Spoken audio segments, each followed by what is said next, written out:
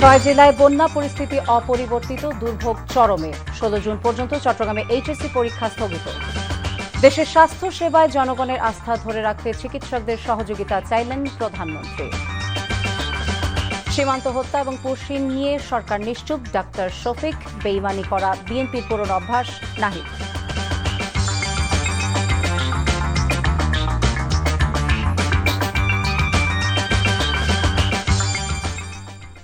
আসসালামু আলাইকুম, ফারজানা নাহিদ জানাচ্ছি এনটিভিতে রাতের খবর। আই গ্যাস ইউনাইটেড শিরোনাম দেখছিলেন, নিয়ে যাব পুরো খবরে। বৃষ্টিপাত কমলেও বন্যা পরিস্থিতি অপরিবর্তিত রয়েছে পার্বত্য চট্টগ্রাম অঞ্চল সহ বিভিন্ন এলাকায়। এখনও পানিবন্দী লাখ লাখ মানুষ। সড়ক, মহাসড়ক, ঘরবাড়ি এবং ফসলি জমি তলিয়ে অবর্ণনীয় দুর্ভোগে পড়েছেন বন্যা দুর্গতরা। নতুন করে নদ নদীতে পানি বাড়লে ভয়াবহ পরিস্থিতির সৃষ্টির আশঙ্কায় বানভাসী মানুষেরা। এমরুল কায়েসের ডেস্ক রিপোর্ট। চারিদিকে পানি দেখে মনেই হতে পারে বিস্তীর্ণ জলরাশির মাঝে ছোট ছোট দ্বীপ। চট্টগ্রামের 6টি উপজেলার বন্যা পরিস্থিতি ভয়াবহ রূপ নিয়েছে। ফলে দক্ষিণ ও উত্তর চট্টগ্রামে 7.5 লাখ মানুষ পানিবন্দী হয়ে পড়েছে। ঘরবাড়িতে পানি ঢুকে যাওয়ায় অবর্ণনীয় দুর্ভোগে পড়েছে এসব এলাকার মানুষ। বাড়ি ঘরে তো থাকি না পারে, ফাট পালং ফ্রিজ একবারে সম্পূর্ণ কিছু বেগিন আর নষ্ট। এখন আমাদের ওখানে প্রায় 80% ঘর কি মানে ওই কাঁচা ঘর সব পড়ে গেছে। তার দুয়ার রান্না করিও তো হানি পারি, দুয়ার রান্না করিও হানি পারি বাজি চুলা তুলুর দগে বেগিন আর অনেক কষ্ট আছে আর বাসির দে বাজি। জেলার এখন পর্যন্ত 670টি আশ্রয় কেন্দ্র খোলা হয়েছে। এসব আশ্রয় কেন্দ্রে আশ্রিতদের দেয়া হচ্ছে শুকনো খাবার। বান্দরবনের ধীর গতিতে পানি কমলেও ভারী বৃষ্টিতে মুহূর্তে প্লাবিত এলাকাগুলোতে পানি বেড়ে যায়। জেলার সঙ্গে সারা দেশের সড়ক যোগাযোগ এখনও স্বাভাবিক হয়নি। গতকালকে পানি কমে গেছিল, এরপরে ঘন্টা 2 ঘন্টা পরে আবার রাত থেকে আবার পানি আস্তে আস্তে বৃদ্ধি পেয়েছে। পানি উঠছে, আমাদের অনেক কষ্ট হইতেছে, না পাচ্ছি আমরা খাওয়ার পানি, না পাচ্ছি আমরা কোনো। দীঘিনালা ছাড়া খাগড়াছড়ি জেলার বন্যা পরিস্থিতির উন্নতি হয়েছে। নিম্নাঞ্চল থেকে পানি নামছে, তবে দীঘিনালার সাথে রাঙামাটির লংগদু উপজেলার সড়ক যোগাযোগ এখনও বন্ধ রয়েছে। এখানে প্রায় 50 কিলোমিটার মতো পানিবন্দী এবং বিপুল পরিমাণে ফসলি জমি এখানে পানি নিচে তলায় গেছে। বন্যার কারণে আমাদের ঘর বাড়ির নিচে, আমরা নিচের বাড়িতে হয়ে অন্য এক বাড়িতে অবস্থান করতেছি। এদিকে রাঙামাটি জেলায় নতুন করে কোথাও পাহাড় ধসের ঘটনা না ঘটলেও ভারী বর্ষণ ও পাহাড়ি ঢলে বাঘাইছড়ির মারিশা এলাকায় প্রধান সড়কের বড় একটি অংশ ধসে পড়েছে। ফলে বাঘাইছড়ির সাথে খাগড়াছড়ির সড়ক যোগাযোগ সম্পূর্ণ বিচ্ছিন্ন রয়েছে। কক্সবাজারের চকরিয়া, পেকুয়া ও মাতামুহুরী উপজেলার বন্যা পরিস্থিতির অবনতি হয়েছে। 5 দিনে টানা বর্ষণ ও পাহাড় থেকে নেমে আসা ঢলের পানিতে তলিয়ে গেছে বিস্তীর্ণ এলাকা। পানিবন্দী লাখো মানুষ। টেকনাফের সঙ্গে যোগাযোগ বন্ধ রয়েছে সেন্ট মার্টিন দ্বীপের। আমাদের এখন জলবদ্ধতার কারণে বারলিয়া নগর থেকে মেইন রোড আসাটা এমন যে সমস্যা হয়ে গেছে। কারণে আর ডুবে গিয়ে বাড়িতে আনতে পারি আর আশ্রয় কেন্দ্র তাগিয়ে গিয়ে। উজানের পাহাড়ি ঢলে মৌলভীবাজারের রাজনগর ট্যাংরা ইউনিয়নের মনু নদীর 2টি স্থানে বাঁধ ভেঙে বিস্তীর্ণ এলাকা প্লাবিত হয়েছে। হবিগঞ্জে বন্যা পরিস্থিতির ধীরে ধীরে উন্নতি হচ্ছে। খোয়াই নদীর বাঁধ ভেঙে প্লাবিত হওয়া অন্তত 50টি গ্রামের পানি কমতে শুরু করেছে, তবে দুর্ভোগ কমেনি পানিবন্দী মানুষের। Emrul Kayes, NTV news desk. বন্যা পরিস্থিতিতে চট্টগ্রাম শিক্ষা বোর্ডের এইচএসসি এবং সমমানের পরীক্ষা আগামী 16 জুলাই পর্যন্ত স্থগিত থাকবে। বোর্ডের অধীন সংশ্লিষ্ট 5 জেলায় স্থগিত থাকবে মাদ্রাসা এবং কারিগরি শিক্ষা বোর্ডের পরীক্ষাও। বিকেলে প্রধানমন্ত্রীর কার্যালয়ে সাম্প্রতিক বন্যা পরিস্থিতি নিয়ে আয়োজিত সংবাদ সম্মেলনে এই তথ্য জানান প্রধানমন্ত্রীর শিক্ষা উপদেষ্টা ডক্টর মাহদি আমিন। প্রধানমন্ত্রী তারেক রহমান বন্যা পরিস্থিতি সার্বক্ষণিক পর্যবেক্ষণ করছেন বলে জানান তিনি। সরকার পরিস্থিতি মোকাবেলায় দায়বদ্ধতা, আন্তরিকতা এবং মমত্ববোধ নিয়ে কাজ করছে জানিয়ে মাহদি আমিন বলেন, বন্যা দুর্গত এলাকায় খাদ্য, নিরাপদ পানি এবং স্যানিটেশন নিশ্চিত করা হয়েছে। তিনি বলেন, ত্রাণ কর্মকাণ্ডে যুক্ত হতে প্রধানমন্ত্রী সবাইকে আহ্বান জানিয়েছেন।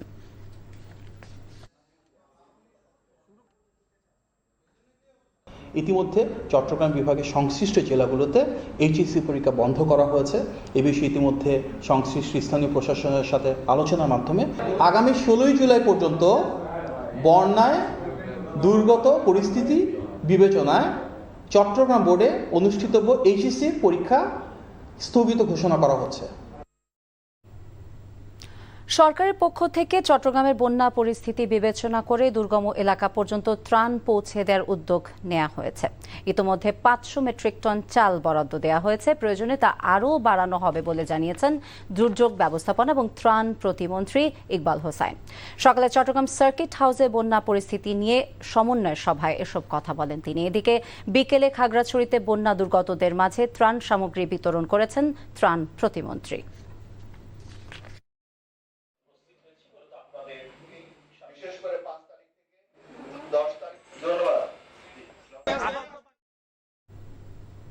এদিকে দেশের উত্তর ও পূর্বাঞ্চলীয় বেশ কয়েকটি জেলায় নদ নদীর পানি বিপদসীমার উপর দিয়ে প্রবাহিত হচ্ছে, তবে দীর্ঘস্থায়ী বন্যার কোনো শঙ্কা নেই। দুপুরে বন্যা পূর্বাভাস এবং সতর্কীকরণ কেন্দ্রের নির্বাহী প্রকৌশলী সর্দার উদয় রায়হান এ তথ্য জানান। তিনি বলেন, আগামী 24 থেকে 48 ঘণ্টায় নীলফামারী, লালমনিরহাট, রংপুর, কুড়িগ্রাম এবং গাইবান্ধা জেলার তিস্তা এবং ধরলা এবং ফেনী, চট্টগ্রামের হালদা এবং খাগড়াছড়ি জেলার মুহুরী, ফেনীর সেলোনিয়া নদীর পানি কিছু কিছু স্থানে বিপদসীমার উপর দিয়ে প্রবাহিত হয়ে নিম্নাঞ্চলে স্বল্পমেয়াদী বন্যা হতে পারে। তাছাড়া লক্ষ্মীপুর এবং নোয়াখালী জেলার নদী সংলগ্ন নিম্নাঞ্চল সাময়িকভাবে প্লাবিত হতে পারে। দেশের চিকিৎসা ব্যবস্থায় জনগণের পুরোপুরি আস্থা ধরে রাখতে চিকিৎসকদের সহযোগিতা চাইলেন প্রধানমন্ত্রী তারেক রহমান। রোগ প্রতিকারের চেয়ে রোগ প্রতিরোধ বেশি জরুরি বলেও মনে করেন প্রধানমন্ত্রী। সেজন্য জীবনযাপন প্রক্রিয়া সম্পর্কে সচেতনতা বৃদ্ধিতে সরকার কাজ করবে বলে জানান তিনি।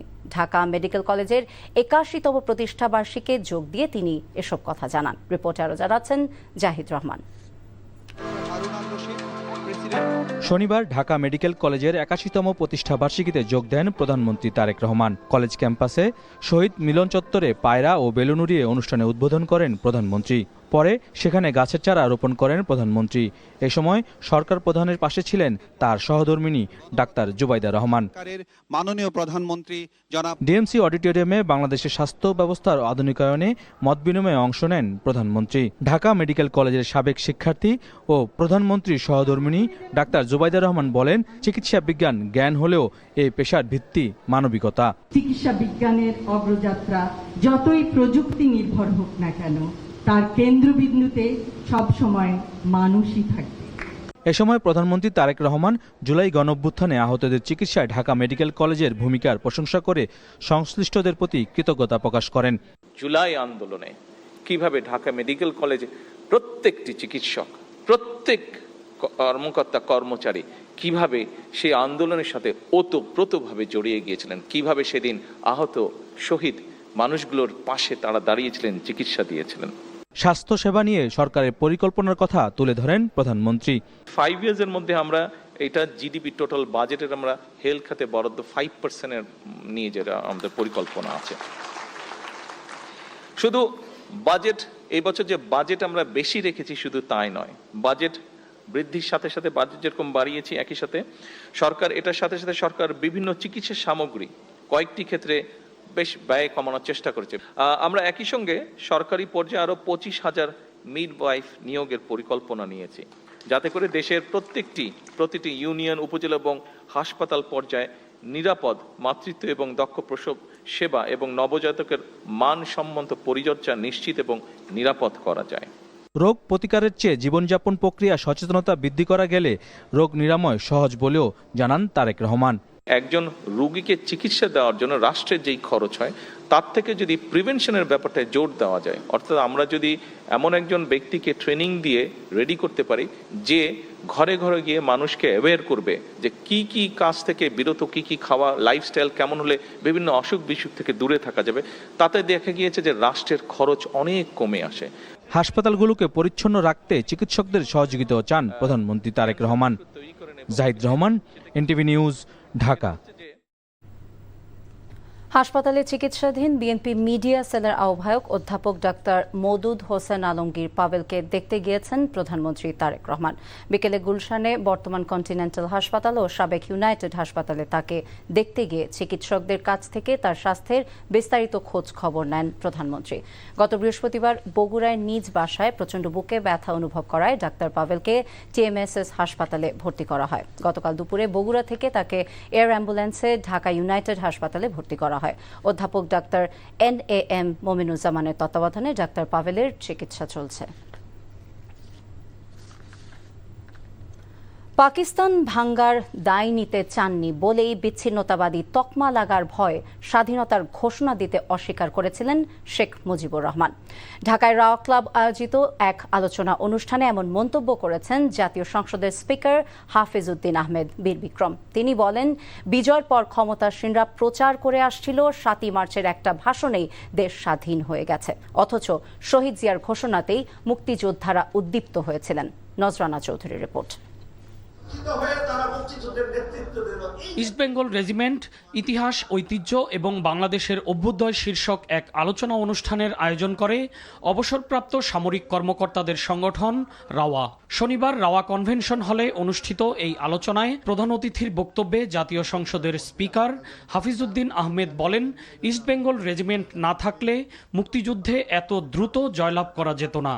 যখন ক্র্যাকডাউন করলো পাকিস্তান আর্মি 25শে মার্চ, প্রথম প্রধানমন্ত্রী তাজউদ্দিন সাহেব, আওয়ামী লীগের সাধারণ সম্পাদক, তিনি শেখ মুজিবুর রহমানের কাছে গিয়েছেন, গিয়ে বলেছেন যে দেশের মানুষ স্বাধীনতা চায়, এখনো সময় আছে, আপনি স্বাধীনতা ঘোষণা করুন। শেখ মুজিবুর রহমান সাহেব বললেন যে না, আমি বিচ্ছিন্নতাবাদী হতে পারি না, পাকিস্তান ভাঙাতে আমার কোনো অবদান থাকুক এটি আমি চাই না, সুতরাং স্বাধীনতা ঘোষণা আমি দেব না। এই সময় স্বাধীনতার ঘোষণা দিয়েছেন মেজর জিয়াউর রহমান। এটি হলো প্রকৃত সত্য।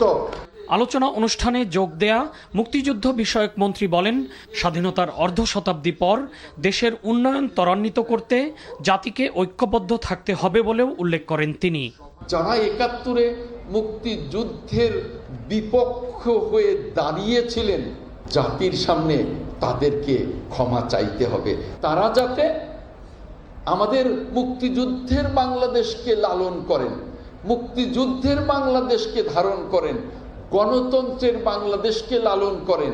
পার্বত্য অঞ্চলে শান্তি শৃঙ্খলা বজায় রাখার জন্য বাংলাদেশ সেনাবাহিনীর যারা পদকে ভূষিত হবেন তাদেরকে মুক্তিযুদ্ধ বিষয়ক মন্ত্রণালয়ের পক্ষ থেকে সম্মানিত করা হবে বলেও জানান মন্ত্রী আহমেদ আজম খান। নজরানা Chowdhury, NTV news, Dhaka. জাতীয় সংসদে বিরোধী দলীয় নেতা ও জামায়াতের আমির ডাক্তার শফিকুর রহমান অভিযোগ করেছেন, সীমান্তে ভারত উস্কানি দিচ্ছে, হত্যাকাণ্ড চালাচ্ছে, পুশিন করছে, অথচ সরকার নিশ্চুপ আছে। গণভোটের রায় বাস্তবায়নের দাবি থেকে সরিয়ে নেওয়ার জন্য অনেক কথা বলা হচ্ছে বলেও অভিযোগ করেন তিনি। আর নাহিদ ইসলাম বলেন, গণঅভ্যুত্থানের সাথে বেইমানি করা বিএনপির পুরনো অভ্যাস। বিকেলে রংপুর জিলা স্কুল মাঠে জামায়াতে ইসলামের নেতৃত্বাধীন 11 দলীয় ঐক্যের বিভাগীয় সমাবেশে এসব কথা বলেন তারা। রংপুর থেকে আসাদুজ্জামান আরমানের ক্যামেরায় AKM মনুল হকের রিপোর্ট। গণভোটের রায় বাস্তবায়ন, তিস্তা মহাপরিকল্পনা বাস্তবায়নের কার্যকর ব্যবস্থা গ্রহণ, সীমান্ত হত্যা ও পুশ ইন বন্ধ এবং জনদুর্ভোগ নিরসনের দাবিতে শনিবার বিকেলে রংপুর জিলা স্কুল মাঠে 11 দলীয় জোট এই বিভাগীয় সমাবেশের আয়োজন করে। সমাবেশে বিরোধী দলীয় নেতা ডাক্তার শফিকুর রহমান বলেন, কোনো অজুহাত নয়, সরকারকে দ্রুত জুলাই গণহত্যা, হাদি হত্যাকাণ্ড, শাপলা চত্বর হত্যার বিচার করতে হবে। সীমান্তে BSF-এর হত্যা ও পুশ ইনের ঘটনায় সরকারের নীরবতার সমালোচনা করেন তিনি। আমাদেরকে বিভিন্নভাবে এই গণভোট বাস্তবায়নের দাবি থেকে সরিয়ে নেওয়ার জন্য অনেক কথা বলা হচ্ছে। পরিষ্কার কথা, আমরা জাতির সাথে বেইমানি করতে পারবো না। বিস্তীর্ণ এলাকা জুড়ে সীমান্তে সুড়সুড়ি দিচ্ছে প্রতিবেশী ভারত। সরকার মুখে কুলু পেটে বসে আছে। আমরা প্রতিবাদ করছি, জনগণ প্রতিবাদ করছে। শুধু প্রতিবাদ করছে না, প্রতিরোধ করার জন্য বিজিবির সৈনিকদের সাথে সমান তালে জনগণ লড়াই করে যাচ্ছে। সমাবেশে সরকারের সমালোচনা করেন 11 দলীয় জোটের শীর্ষ নেতারা। আমাদের সেনাবাহিনীর সংখ্যা 1 কোটির উপরে, এই যুবকেরা যারা এখানে মাঠে আছে তারা সবাই বন্দুক হাতে নিয়ে যুদ্ধ করবে।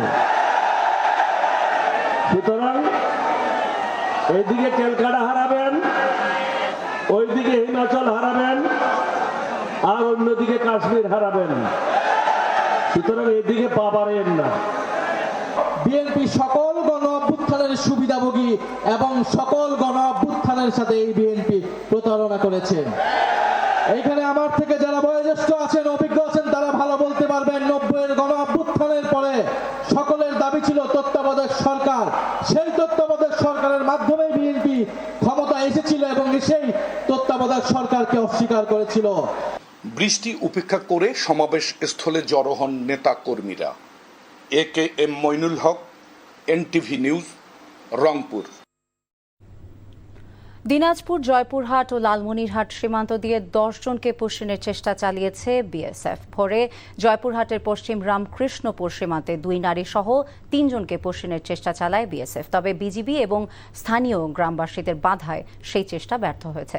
সীমান্তের সতর্ক অবস্থানে রয়েছে বিজিবি। এদিকে ভোরে লালমনিরহাটের পাটগ্রাম উপজেলার ধবল সুতি সীমান্তে 3 নারীকে বাংলাদেশে পুষিনের চেষ্টা চালায় ভারতীয় সীমান্তরক্ষী বাহিনী। তবে বিজিবির প্রতিরোধে তারা ব্যর্থ হয়েছে। দিকে দুপুরে দিনাজপুর সদর উপজেলার দাইনুর সীমান্তে বিএসএফ 4 জনকে পুষিন করলে তা প্রতিহত করে বিজিবি। বর্তমানে শূন্য রেখায় অবস্থান করছে তারা। পলাতক শেখ হাসিনা ডিসেম্বরে দেশে আসবেন কিনা সেটা তার বিষয়, কিন্তু আদালত তাকে অবিলম্বেই চায়। বিকেলে শিল্পকলা একাডেমিতে জুলাই শহীদ স্মৃতি ফাউন্ডেশন আয়োজিত অনুষ্ঠানে এমন মন্তব্য করেন আন্তর্জাতিক অপরাধ ট্রাইব্যুনালের চিফ প্রসিকিউটর আমিনুল ইসলাম। বলেন, যারা ডিসেম্বরে দেশে ফেরার হুমকি দিচ্ছেন তাদের প্রতিরোধে সবার ঐক্য ধরে রাখতে হবে। শুধু শেখ হাসিনা নয়, দল হিসেবে আওয়ামী লীগেরও বিচার হচ্ছে বলে জানান চিফ প্রসিকিউটর। কোনো অবস্থাতেই আওয়ামী লীগ এবং শেখ হাসিনাকে দেশের মানুষ ছাড় দেবে না। অনুষ্ঠানে জামায়াতে ইসলামী সেক্রেটারি জেনারেল অধ্যাপক মিয়া গোলাম পরওয়ার বলেন, নিজেদের মধ্যে রাজনৈতিক বিভেদ তৈরি না করে জুলাই সনদের ভিত্তিতে গণভোট বাস্তবায়নে সরকারকে চাপ দিতে হবে। বলেন, জুলাই কোনো দলের নয়, বরং দুনিয়ার নজিরবিহীন আন্দোলন।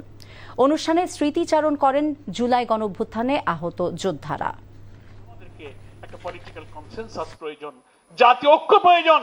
আমরা যেন নিজেরাই আবার সংখ্যাগরিষ্ঠতার ক্ষমতা পেয়ে জাতিকে বিভক্ত করে জুলাইয়ের রক্তের সাথে বেইমানি না করি, এটাই হোক আজকের প্রকাশন অনুষ্ঠানে দৃঢ় অঙ্গীকার। তো আপনাকে তো আমরা কালকেই চাই, অতএব কোনো স্ট্যান্ডবাজি করবেন না। অতএব আমাদের এখানে আর কোনো অস্থিতিশীল পরিবেশ তৈরি করবেন না। আর কোনো অস্থিতিশীল পরিবেশ বাংলার মানুষ আর কখনো গ্রহণ করবে না। স্কুল ফিডিংয়ে যে সকল প্রতিষ্ঠান এবং কর্মকর্তা মানহীন খাবার দেওয়ার পেছনে দায়ী তারা মানবতার শত্রু, এমন মন্তব্য করেছেন বিএনপির সিনিয়র যুগ্ম মহাসচিব এবং প্রধানমন্ত্রীর রাজনৈতিক উপদেষ্টা রুহুল কবির রিজভী। দুপুরে রাজধানীর রূপনগরে মণিপুর উচ্চ বিদ্যালয় এবং কলেজে বার্ষিক প্রশিক্ষণ কর্মশালার সমাপনী অনুষ্ঠানে এই মন্তব্য করেন তিনি। বলেন, শিক্ষার উৎকর্ষ সাধনের এজেন্ডা নিয়ে ক্ষমতায় এসেছে সরকার। শিক্ষায় ঘাটতি থাকলে আন্তর্জাতিক পর্যায়ে প্রতিযোগিতা করার মতো প্রজন্ম তৈরি হবে না।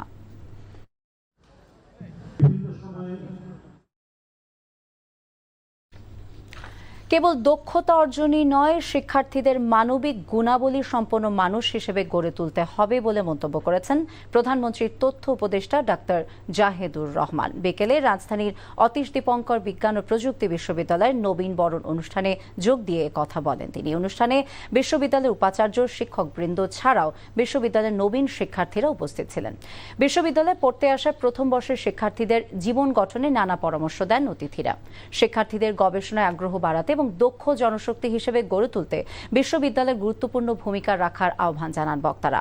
দেশের তৃণমূলে কাজ করা 500 সাংবাদিককে নিয়ে ধারাবাহিক ডকুমেন্টারি সিরিজ তৈরি করার ঘোষণা দেয় জার্নালিজম অ্যান্ড মিডিয়া স্টাডিজ বিভাগ।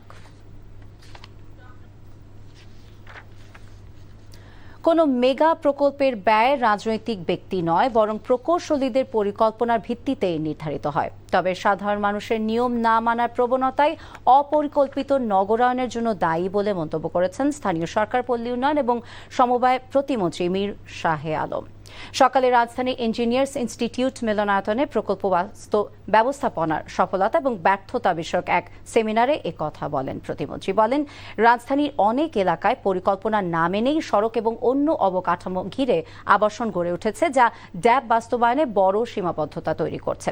বিপুল জনগোষ্ঠীর চাহিদা পূরণে ছোট পরিসরের বদলে সরকার এখন দীর্ঘমেয়াদী এবং সমন্বিত নগর পরিকল্পনার দিকে এগোচ্ছে বলেও জানান তিনি। এ সময় সবাইকে বিধিমালা মেনে ঘরবাড়ি নির্মাণের আহ্বান জানান প্রতিমন্ত্রী।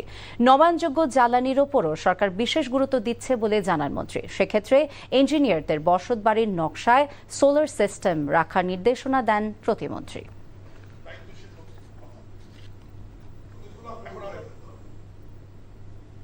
দু সালের মধ্যে 1 লাখের বেশি তরুণ তরুণীকে কারিগরি এবং কর্মমুখী শিক্ষা দেওয়ার জন্য 14টি বিষয়ে প্রশিক্ষণ শুরু করেছে দাতব্য প্রতিষ্ঠান আস-সুন্নাহ ফাউন্ডেশন।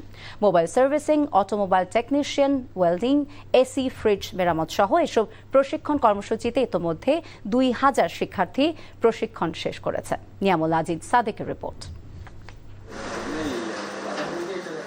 2022 সাল থেকে বন্যা, খরা ও প্রাকৃতিক দুর্যোগে মানবতার স্বার্থে এগিয়ে আসার পাশাপাশি দক্ষ মানব সম্পদ তৈরিতে নতুন উদ্যোগ নিয়ে আসছে আস-সুন্নাহ ফাউন্ডেশন।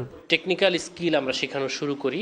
আমরা 200 স্কোয়ার ফিট একটা রুমে শুরু করি, সেখান থেকে আলহামদুলিল্লাহ আমাদের এখন 2,40,000 স্কোয়ার ফিটের ট্রেনিং সেন্টার। কোর্স বাছাইয়ের সময় আমরা প্রথমেই দেখি যে এই কোর্সটার মার্কেট উপযোগিতা আছে কিনা, তারা শেষ করে চাকরি পাবে কিনা, আর চাকরি পাওয়ার জন্য তাদের কি শিখতে হবে ওইভাবেই আমরা শিখাই। প্রতিষ্ঠানটি রাজধানীর আফতাবনগরে নিজস্ব ওয়ার্কশপ ও প্রশিক্ষণ কেন্দ্রে শিক্ষার্থীদের প্রশিক্ষণ দিচ্ছে। মোবাইল মেরামতের ট্রেনিং নিয়ে কেন্দ্রে ব্যবহারিক কাজ শিখছেন 3টি ব্যাচের শিক্ষার্থীরা। আবাসিকভাবে 90 দিনের বেশি মোবাইল সার্ভিসিং শিখে এখন নিজেদের রিপেয়ারিং সেন্টার খোলার স্বপ্ন দেখছেন। থিওরিক্যাল যে জ্ঞান দিয়েছে সেই অনুযায়ী আমরা সব আইডেন্টিফাই করতে পারতেছি কোন আইসি কী কাজ করে। প্রত্যেকটা সেকশন বাই সেকশন আমরা আলাদা আলাদাভাবে জানি। অটোমোবাইল ও মোটরসাইকেলের যন্ত্রাংশ মেরামতের জন্য কয়েকটি গ্রুপে যুক্ত হয়েছেন দেশের বিভিন্ন স্থান থেকে আসা প্রান্তিক যুবকরা। আবেদনের পার্সপেক্টিভে আমরা লিখিত এবং ভাইবা পরীক্ষার আমরা চূড়ান্ত ভাবে যারা উত্তীর্ণ হয় তাদেরকে আমরা এখানে ভর্তির সুযোগ দিই। বল রেসার লাগাচ্ছি, তারপরে ফর্ক, অয়েল সিল চেঞ্জ করতেছি। 1 বছরের বা কিছু দিনের মধ্যে আগে ভালো প্রতিষ্ঠানে যাব। বিশাল এই শেডের মধ্যে ফ্রিজ, এসি মেরামতের তাত্ত্বিক ও ব্যবহারিক ক্লাসে প্রশিক্ষণার্থীদের জন্য 10 জনের বেশি প্রশিক্ষক আছেন। আস-সুন্নাহ সহ বিভিন্ন প্রতিষ্ঠানে নষ্ট এসি মেরামত করছেন তাদের অনেকে। ওয়েল্ডিংয়ের মতো কাজও শিখছেন হাতে কলমে। বাংলাদেশ সহ সারা বিশ্বে বিভিন্ন স্টিল স্ট্রাকচার, শিপইয়ার্ড, বিভিন্ন রেলওয়ে কারখানা যে আছে, স্টিলের যে বিল্ডিং, আপনার বিভিন্ন ওয়ার্কশপ এবং আমাদের যেসব ধরনের লোহার যেখানে কাজ আছে, বিমান শিল্প, সকল শিল্পে কলকারখানাতে আমাদের ওয়েল্ডিংয়ের চাহিদা আছে। প্রশিক্ষণ শেষে দেশ বিদেশে বিভিন্ন প্রতিষ্ঠানের কাজে যুক্ত হওয়ার স্বপ্ন দেখছেন শিক্ষার্থীদের অনেকে। Niamul Aziz Sadek, NTV news, Dhaka. Miss world প্রতিযোগিতায় বাংলাদেশের প্রতিনিধি হিসেবে বিশ্বমঞ্চে যাচ্ছেন সামানজার সাইদ। বিকেলে রাজধানীর Radisson Blu Dhaka water garden হোটেলে আয়োজিত মিস ওয়ার্ল্ড বাংলাদেশ প্রতিযোগিতার চূড়ান্ত আসরে বিজয়ী হিসেবে সামানজার সাইদের নাম ঘোষণা করা হয়। তিনি আগামী 9 আগস্ট ভিয়েতনামের রাজধানী হ্যানওয়ে অনুষ্ঠেয় 73তম মিস ওয়ার্ল্ড প্রতিযোগিতার মূল মঞ্চে বাংলাদেশের প্রতিনিধিত্ব করবেন। প্রতিযোগিতায় শীর্ষ 5 জন ফাইনালিস্টের প্রথম রানার আপ হয়েছেন স্বাগতা সাহা ঐশী, আর দ্বিতীয় রানার আপের খেতাব অর্জন করেছেন লাবিবা মনজুর। গতবারের মিস ওয়ার্ল্ড বাংলাদেশ আকলিমা আতিকা কনিকা বিজয়ীর মাথায় মুকুট পরিয়ে দেন।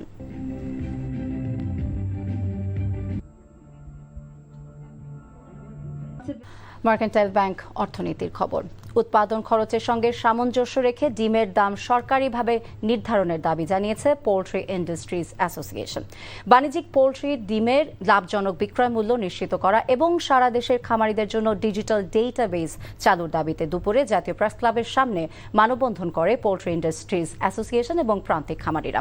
এ সময় তারা বলেন, উৎপাদক এবং ভোক্তার মধ্যে মধ্যস্বত্বভোগীদের দৌরাত্ম্য কমাতে কার্যকর হস্তক্ষেপ প্রয়োজন। নেতাদের অভিযোগ, উৎপাদন খরচের তুলনায় ন্যায্য দাম না পাওয়ায় পোল্ট্রি শিল্প লোকসানের মুখে পড়েছে। খবর শেষ করছি, যাবার আগে তাই আই গ্যাস ইউনাইটেড শিরোনামগুলো আরও একবার। 6 জেলায় বন্যা পরিস্থিতি অপরিবর্তিত, দুর্ভোগ চরমে। 16 জুন পর্যন্ত চট্টগ্রামে এইচএসসি পরীক্ষা স্থগিত। দেশের স্বাস্থ্য সেবায় জনগণের আস্থা ধরে রাখতে চিকিৎসকদের সহযোগিতা চাইলেন প্রধানমন্ত্রী। সীমান্ত হত্যা ও পশ্চিম নিয়ে সরকার নিশ্চুপ, ডাক্তার শফিক। বেইমানি করা বিএনপির পুরনো অভ্যাস, নাহিদ। এই ছিল রাতের খবরে। এই খবরের ভিডিও সহ আপডেট জানতে ভিজিট করুন এনটিভি অনলাইন www.ntvbd.com। এছাড়া এনটিভি জনপ্রিয় সব অনুষ্ঠান এবং খবরের আপডেট জানতে ভিজিট করুন আমাদের ইউটিউব এবং ভেরিফাইড ফেসবুক পেজ। রাত 1টায় মধ্যরাতের খবর দেখার আমন্ত্রণ রইল। সবাইকে ধন্যবাদ। শুভরাত্রি।